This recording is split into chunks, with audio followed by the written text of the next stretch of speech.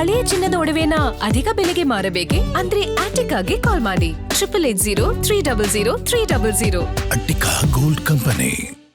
ವಿನಯ್ ರಾಜ್ಕುಮಾರ್ ಅಭಿನಯಿಸಿ ದೇವನೂರು ಚಂದ್ರು ಅವರು ನಿರ್ದೇಶನ ಮಾಡಿರುವಂತಹ ಗ್ರಾಮಾಯಣ ಸಿನಿಮಾ ರಿಲೀಸ್ ಆಗಿ ಉತ್ತಮ ಪ್ರದರ್ಶನ ಕೂಡ ಕಾಣ್ತಿದೆ. ಆದರೆ OTTಗೆ ಸ್ಟೇನ ತೆಗೆದುಕೊಂಡು ಬಂದಿರುವಂಥದ್ದು ಯಾರು ಅಂತ ಹೇಳಿದರೆ ಚಿತ್ರದ ನಿರ್ಮಾಪಕರು ಲಕ್ಷ್ಮೀ ನರಸಿಂಹ ಮೂರ್ತಿ ಅವರ ಕುಟುಂಬಸ್ಥರು. ಇದಕ್ಕೆ ಕಾರಣ ಏನು? ಯಾಕೆ ಸ್ಟೇ ತೊಗೊಂಬಂದರು?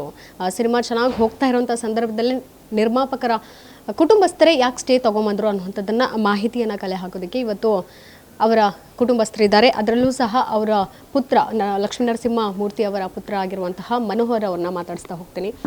ನಮಸ್ತೆ.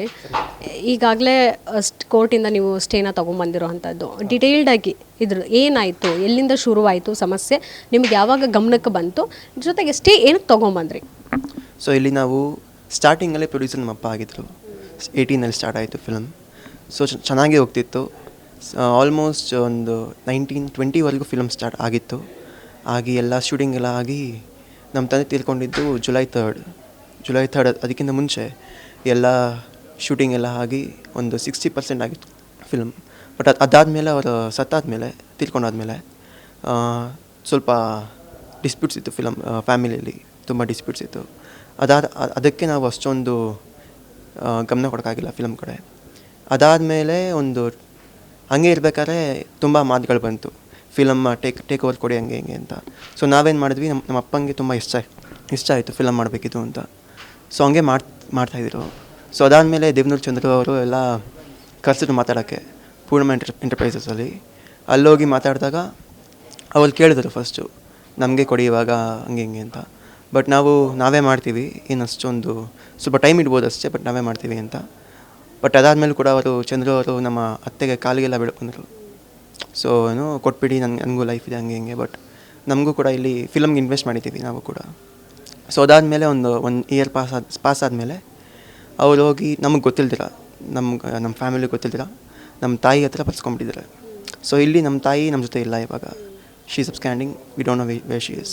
ಸೊ ಅದಾದಮೇಲೆ ಬರ್ಸ್ಕೊಂಡಾದ್ಮೇಲೆ ಕೂಡ ನಾವು ಫಿಲಮ್ ಚೇಂಬರ್ಗೆ ಹೋಗಿ ಅಲ್ಲಿ ಎಲ್ಲ ನ್ಯೂಸ್ ಕೊಟ್ಟರು ಕೂಡ ಅಲ್ಲಿ ಮೀಟಿಂಗ್ ಆಯಿತು ಒಂದು. ಬಟ್ ಆ ಮೀಟಿಂಗಲ್ಲಿ ಕೂಡ ಅಷ್ಟು ಯೂಸ್ ಆಗಿಲ್ಲ. ಸೊ ಅದಾದಮೇಲೆ ಅವರು ಫಿಲಮ್ ಮುಗಿಸಿ last month July 28th something they posted like ಅವರು ಟ್ರೇಲರ್ ಬಿಡ್ತೀವಿ ಅಂತ ಹಾಕಿದರು.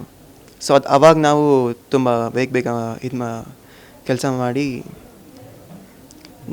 ಜುಲೈ 3rd ಅಷ್ಟರಲ್ಲಿ ನಮಗೆ ಸ್ಟೇ ಸಿಕ್ಕಿದೆ. ನಾವು ಟ್ರೈ ಮಾಡಿದ್ದು ಸೆಕೆಂಡಲ್ಲಿ ಸಿಗಲಿ ಅಂತ, ಬಟ್ 3rd ಸಿಕ್ಕಿದೆ.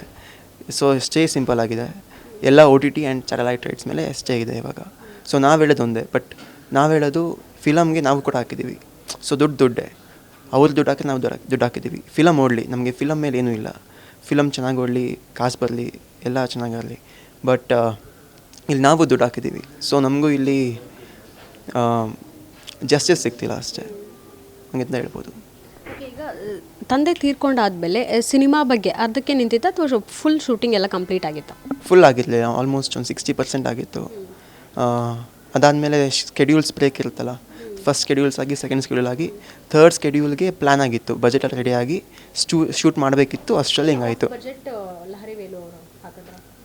ಅದ್ರ ಬಗ್ಗೆ ಅಷ್ಟು ಮಾಹಿತಿ ಇಲ್ಲ, ಅವ್ರು ಇಷ್ಟ ಆಗಿದ್ದಾರೆ ಅಂತ. ಬಟ್ ನಮ್ಮ ತಾಯಿ ಸೇಲ್ ಮಾಡಿದ್ದು ಫಿಲಮ್ನ ಚಂದ್ರಪ್ಪ ಅನ್ನೋರಿಗೆ. ಸೊ ಅವ್ರು ಹೋಗಿ ಲಹರಿ ವೇಲು ಅವ್ರ ಹತ್ರ ಸೇಲ್ ಮಾಡಿರ್ಬೋದು. ಆ ಮಾಹಿತಿ ನಮಗೆ ಸೇಲ್ ಆಗಿ ಸ್ವಲ್ಪ ದಿನ ಆದಮೇಲೆ ಗೊತ್ತಾಯಿತು. ಗೊತ್ತಾದಾದ್ಮೇಲೆ ಅದು ಕೂಡ ನಮಗೆ ತಿಳಿಸ್ತಿಲ್ಲ. ಹೌದು. ಸೊ ಸೇಲ್ ಆಗಿ ಸ್ವಲ್ಪ ದಿನ ಆದಮೇಲೆ ನಮ್ಗೆ ಗೊತ್ತಾಗಿ ನಾವು ಫಿಲ್ಮ್ ಚೇಂಬರ್ಗೆ ಹೋಗಿ ಮಾತಾಡಿ ಅಲ್ಲೆಲ್ಲ ಆಗಿ ಇವರು KP ಶ್ರೀಕಾಂತ್ ಅವ್ರನ್ನೆಲ್ಲ ಕರೆಸಿ ಅಲ್ಲಿ ಮಾತಾಡಿದ್ವಿ. ಬಟ್ ಅಷ್ಟು ಯೂಸ್ ಆಗಿಲ್ಲ ಅಲ್ಲಿ. ನಾವು ಅಲ್ಲಿ ಫಿಲಮ್ಗೆ ಹಾಕಿರೋದು ಓವರ್ 1.5 crores ಹಾಕಿರ್ತೀವಿ ಫಿಲಮ್ಗೆ. ಬಟ್ ನಮ್ಮ ತಾಯಿ ಸೇಲ್ ಮಾಡಿರೋದು 20 lakhs. ಸೊ ಇಲ್ಲಿ ಅಲ್ಲಿ ಡಿಫ್ರೆನ್ಸ್ ತುಂಬ ಜಾಸ್ತಿ ಇದೆ. 1.5 crores 20 lakhs ಹಂಗೆ. ಸೊ ಈಗ ಸಿನಿಮಾ ಪ್ರದರ್ಶನ ಥಿಯೇಟರ್ಗೆ ಏನಾದರೂ ನೀವೇನಾದರೂ ಅದಕ್ಕೆ ಸ್ಟೇ ತರೋಂತಹ ಪ್ಲಾನ್ ಇದೆಯಾ? ಏನು ಇಲ್ಲ ಥಿಯೇಟ್ರಿಗೆ ಸ್ಟೇ ತಂದಿಲ್ಲ. ಇವಾಗ ನಾವು ಬರೀ OTT ಆ್ಯಂಡ್ ಸ್ಯಾಟಲೈಟ್ ಮೇಲೆ ತಂದಿದ್ದೀವಿ ಅಷ್ಟೇ. ಸೊ ನಮಗೇನಿಲ್ಲ, ಫಿಲಮ್ ಓಡಲಿ, ನಮಗೇನಿಲ್ಲ, ನಮಗೂ ಫಿಲಮ್ ಓಡಬೇಕು. ಯಾಕಂದ್ರೆ ನಮ್ಮ ತಂದೆ ಕೂಡ ತುಂಬ ಇಷ್ಟ ಆಯಿತು ಫಿಲಮ್ ಮಾಡಬೇಕು ಅಂತ. ಸೊ ಫಿಲಮ್ ಕಂಪ್ಲೀಟ್ ಆಗಿದೆ, ಚೆನ್ನಾಗಿ ಓಡಲಿ. ಬಟ್ ನಮಗೂ ಇಲ್ಲ, ಇಲ್ಲಿ ಅಮೌಂಟ್ ಹಾಕಿದ್ದೀವಿ. ಸೊ ಅಮೌಂಟ್ ನಮಗೂ ಇಲ್ಲಿ ವರ್ಕೌಟ್ ಆಗ್ತಿಲ್ಲ ಅಲ್ಲಿ, ಹಂಗೆ.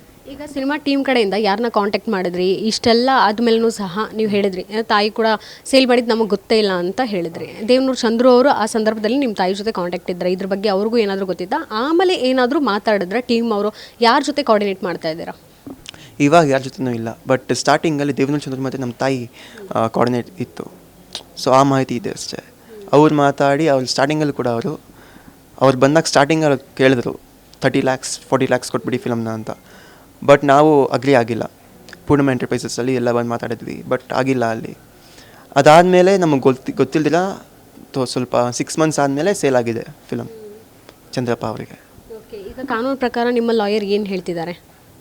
ಸೊ ನಾವಿವಾಗ ಸ್ಟೇ ತಂದಿದ್ದೀವಿ.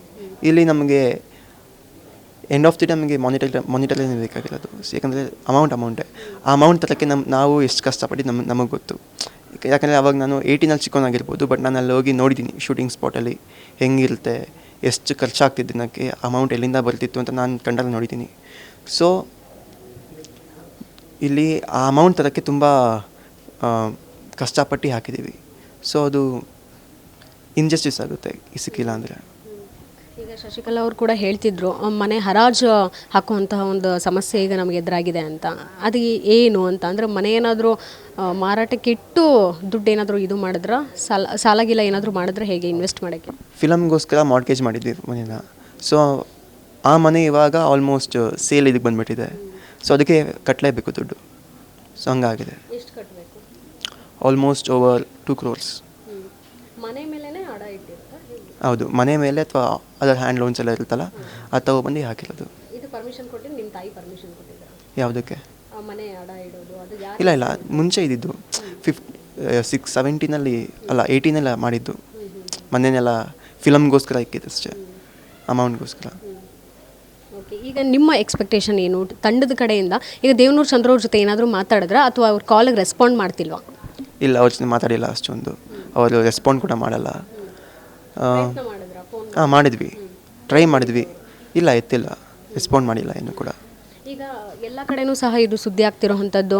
ಇದು ಆರ್ಟಿಕಲ್ಸ್ ಎಲ್ಲ ನೋಡಿದಾದ್ಮೇಲೆ, ಸುದ್ದಿ ನೋಡಿದಾದ್ಮೇಲೆ ಏನಾದರೂ ನಿಮ್ಮ ಸಂಪರ್ಕ ಮಾಡೋಕ್ಕೆ ಪ್ರಯತ್ನ ಮಾಡಿದ್ರಾ?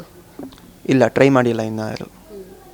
ಸೊ 2 days ಮುಂಚೆ ಎಲ್ಲ ಆಗಿದೆ, ಬಟ್ ಯಾರೂ ಟ್ರೈ ಮಾಡಿಲ್ಲ. ಈಗ ಏನು ಎಕ್ಸ್ಪೆಕ್ಟೇಷನ್ ಇದೆ ನಿಮಗೆ? ದುಡ್ಡು ಕೊಡಬೇಕು ಅಂತ ಎಂಡ್ ಆಫ್ ದಿ ಡೇ ಅದೇ ಬೇಕಾಗಿರೋದು.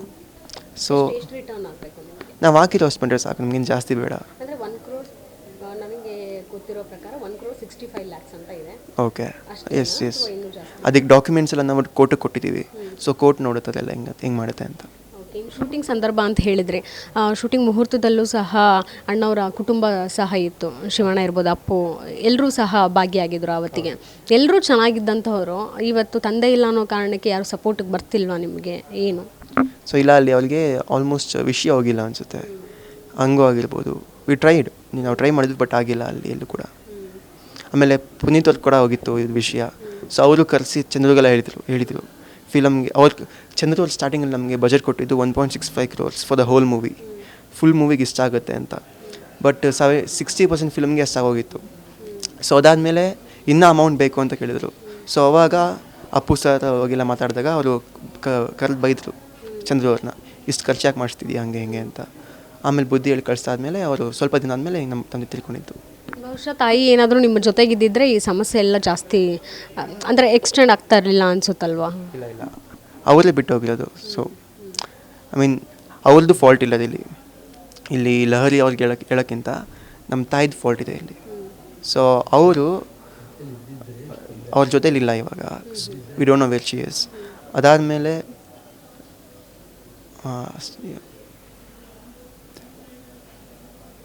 ಹೇಗೆ ಅಂದರೆ ಇವಾಗ ನೀವು ಕೂಡ ಈಗ 18 ವರ್ಷ, ಹೌದು, ಇಷ್ಟು ಚಿಕ್ಕ ವಯಸ್ಸಲ್ಲೇ ಇದನ್ನೆಲ್ಲ ಫೇಸ್ ಮಾಡಬೇಕು. ತಂದೆ ಜವಾಬ್ದಾರಿ ಕೂಡ ಈಗ ನೆಕ್ಸ್ಟ್ ನಿಮ್ಮ ಮೇಲೆ ಬೀಳ್ತಾ ಇರೋವಂಥದ್ದು. ಸದ್ಯಕ್ಕೆ ತಾತ ಅವ್ರ ಜೊತೆ ಇದ್ದೀರಾ, ಸ್ಟಡೀಸ್ ಕೂಡ ಎಲ್ಲ ಮಾಡ್ತಾ ಇದ್ದೀರಾ. ಹೇಗೆ ಇದೆ ಮನೆ ಪರಿಸ್ಥಿತಿ ಎಲ್ಲ?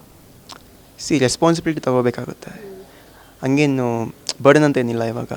ಬಟ್ ಅದೇ ಈಗ ಬಿಗ್ ಅಮೌಂಟ್ಸ್ ಎಲ್ಲ ಇಲ್ಲ ಒಂದು ಕಡೆ ಸ್ಟಾಕ್ ಆದಾಗ ಸ್ವಲ್ಪ ಪ್ರಾಬ್ಲಮ್ಸ್ ಆಗೇ ಆಗುತ್ತೆ. ಅನಿಸುತ್ತಾ ನಿಮಗೆ ಈಗ ಅಮೌಂಟ್ ರಿಟರ್ನ್ ಬರುತ್ತೆ ಅಂತ? ಯಾಕಂದರೆ ಈ ಕಾನೂನು ಹೋರಾಟ ಮಾಡಬೇಕು ಅಂತ ಡಿಸೈಡ್ ಆಗಿದ್ದೀರಾ, ಮಾಡ್ತಾನೂ ಇದ್ದೀರಾ. ಆ ಕಡೆಯಿಂದ ಇನ್ನೂ ರೆಸ್ಪಾಂಡ್ ಬಂದಿಲ್ವಲ್ಲ, ಹೇಗೆ ಅಂತ? ನಾವಿವಾಗ ಬರೀ ಇನ್ಪುಟ್ಸ್ ಆಗ್ಬೋದು ಅಷ್ಟೇ. ನಮ್ಮ ಕೈಯಲ್ಲಿ ಏನು ಮಾಡೋಕ್ಕಾಗುತ್ತೆ ಅದು ಮಾಡ್ಬೋದು ಲೀಗಲ್ ಆಗಿ. ಅದು ಬಿಟ್ಟು ನೋಡ್ಬೇಕೇನಾಗುತ್ತೆ ಲೀಗಲ್ ಆಗಿ ಅಂತ. ಲಹರಿ ಇಲ್ಲ ಇನ್ನೂ ಇಲ್ಲ ಇಲ್ಲ. ಓಕೆ, ಕೊನೆಯದಾಗಿ ಏನಾದರೂ ಹೇಳಕ್ಕೆ ಇಷ್ಟಪಡಂಗಿದ್ದಿದ್ರೆ ಆ ತಂಡದವ್ರಿಗೆ, ವಿನಯ್ ರಾಜ್ಕುಮಾರ್ ಅವರು ಕೂಡ ಆ ತಂಡದಲ್ಲಿದ್ದಾರೆ, ಸೊ ಅಂಥ ಸಂದರ್ಭದಲ್ಲಿ ಆ ಕುಟುಂಬಸ್ಥರಾಗಿರುವಂಥವರು ಸಹ ಆ ಮುಹೂರ್ತದಲ್ಲಿ ಭಾಗಿಯಾಗಿದ್ದರು, ಏನಾದರೂ ಒಂದು ಮನವಿ ಮಾಡ್ಕೊಳೋದಾದರೆ ಏನು ಹೇಳ್ತೀರಾ ಪ್ರೊಡ್ಯೂಸರ್ಗಿರ್ಬೋದು, ಡೈರೆಕ್ಟರ್ಗೆ, ಚಿತ್ರತಂಡದವ್ರಿಗೆ? ಸೊ ಇಲ್ಲಿ ಮನವಿಗಿಂತ ಇಲ್ಲಿ ಫ್ಯಾಕ್ಟ್ಸ್ ಅಷ್ಟೇ. ಇವಾಗ ನಾವು ಕೂಡ ಫಿಲಮ್ಗೆ ಹಾಕಿದ್ದೀವಿ, ಕಷ್ಟಪಟ್ಟು ಹಾಕಿದ್ದೀವಿ, ಇಷ್ಟಪಟ್ಟು ಹಾಕಿದ್ದೀವಿ. ಇಷ್ಟ ಆಯ್ತು ನಮ್ಮ ತಂದೆಗೆ ಈ ಫಿಲಮ್ ಮಾಡಬೇಕು ಅಂತ. ಈ ಫಿಲ್ಮ್ಗೋಸ್ಕರ ಇನ್ನೊಂದು ಫಿಲ್ಮ್ ಹಾಲ್ಟ್ ಮಾಡಿದರು, ಈ ಫಿಲ್ಮ್ ಫಸ್ಟ್ ಮಾಡಬೇಕು ಆಮೇಲೆ ಆ ಫಿಲಮ್ ಮಾಡೋಣ ಅಂತ. ಸೊ ಇಷ್ಟಪಟ್ಟು ಮಾಡಿದ್ಮೇಲೆ ಅದಕ್ಕೊಂದು ಪ್ರತಿಫಲ ಸಿಗಬೇಕು. ಅದಕ್ಕಿಂತ ಮುಂಚೆ ಅವರು ದುರದೃಷ್ಟ ತಿಳ್ಕೊಂಡ್ರು. ಬಟ್ ಅದಾದಮೇಲೆ ನಮಗೆ ಒಂದು ಅಟ್ಲೀಸ್ಟ್ ನಮಗೇನು ಜಾಸ್ತಿ ಕೇಳ್ತಿಲ್ಲ, ನಾವು ಹಾಕಿರೋದಷ್ಟು ಕೊಟ್ಬಿಟ್ರೆ ನಮಗೂ ಏನೂ ಇಲ್ಲ, ಫ್ರೀ ಆಗುತ್ತೆ ಅಷ್ಟೊಂದು, ಅದಷ್ಟೇ ಕೇಳೋದು. ಸೊ ಈಗ ಫಿಲಮ್ ಕೂಡ ನಮಗೇನು ಫಿಲಮ್ ಮೇಲೇನೂ ಇಲ್ಲ, ಫಿಲಮ್ ಚೆನ್ನಾಗಿ ಓಡಲಿ, ಜನ ಎಲ್ಲ ನೋಡಿ ಚೆನ್ನಾಗಿರುತ್ತೆ. ಬಟ್ ನಮ್ಮ ಫಿಲಮ್ ಮೇಲೇನಿಲ್ಲ, ನಾವು ಹಾಕಿರೋದಕ್ಕೆ ಒಂದು ಇಂಜಸ್ಟಿಸ್ ಆಗಬಾರ್ದು ಅಂತ ಅಷ್ಟೇ. OTT ಸ್ಟೇ ತೊಗೊಂಬಂದಿರೋದಕ್ಕೂ ಏನೂ ರಿಯಾಕ್ಟ್ ಮಾಡಿಲ್ವಾ? ಇಲ್ಲ, ಎಲ್ಲೂ ಇಲ್ಲ. Thank you.